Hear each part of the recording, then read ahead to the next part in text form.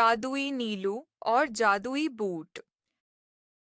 नीलू एक 10 साल का लड़का था जो उत्तराखंड के एक छोटे से पहाड़ी गांव में अपने मम्मी पापा और छोटी बहन पिंकी के साथ रहता था।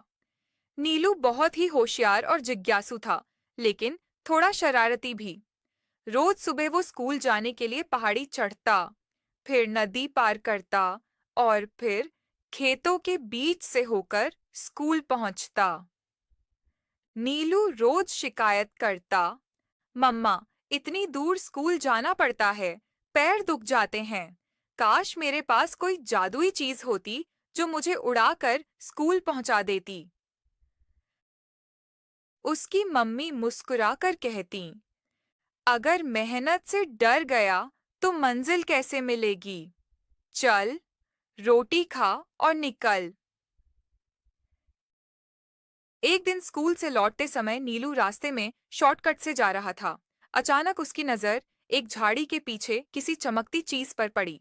जब पास जाकर देखा तो वहां एक पुराना पीतल का डिब्बा पड़ा था, धूल से भरा, लेकिन ऊपर एक चांद और तारे की आकृति बनी थी। नीलू ने डिब्बा खोला तो अंदर एक जोड़ी नीले रंग के चमचमाते बूट थे।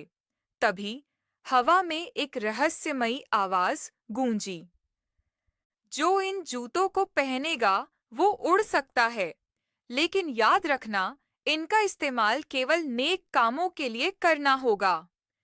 नीलू चौंका, फिर भी बूट पहन लिया। जैसे ही उसने स्कूल्स बोला, वो हवा में उड़ गया। उसके नीचे पहाड़, खेत और घर सब छोटे छोटे लगने लगे।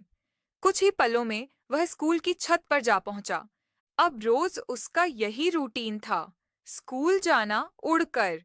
कोई समझ नहीं पाता कि नीलू ये कैसे करता है।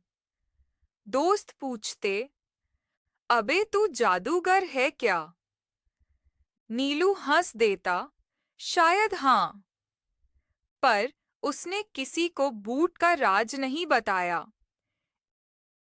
एक दिन गांव में तेज बर्फबारी हो गई। रास्ते बंद हो गए। एक बच्चा जिसका नाम छोटू था, खेलते खेलते पहाड़ी किनारे फिसल गया और बर्फ में फंस गया। लोग परेशान हो गए।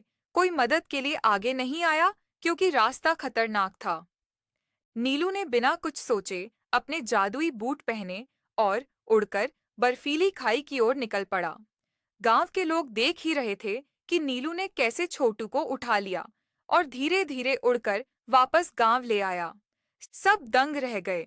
किसी ने भी ये उम्मीद नहीं की थी कि वही शरारती नीलू इतना बहादुर निकलेगा। अब वो पगला नीलू नहीं रहा, अब वह हीरो नीलू बन चुका था। उस रात जब नीलू सो रहा था, तो उसे एक सपना आया। वो ही रहस्यमयी आवाज फिर सुनाई दी, नीलू, तुमने जादू का सही इस्तेमाल किया। अब ये जूते किसी और जरूरतमंद को मिलेंगे। सुबह जब वह उठा, तो वो बूट गायब थे। बस वहीं रखा था वही पुराना डिब्बा, और उसमें एक चिट्ठी। शाबाश नीलू, तुमने साबित किया कि असली जादू दिल और हिम्मत में होता है।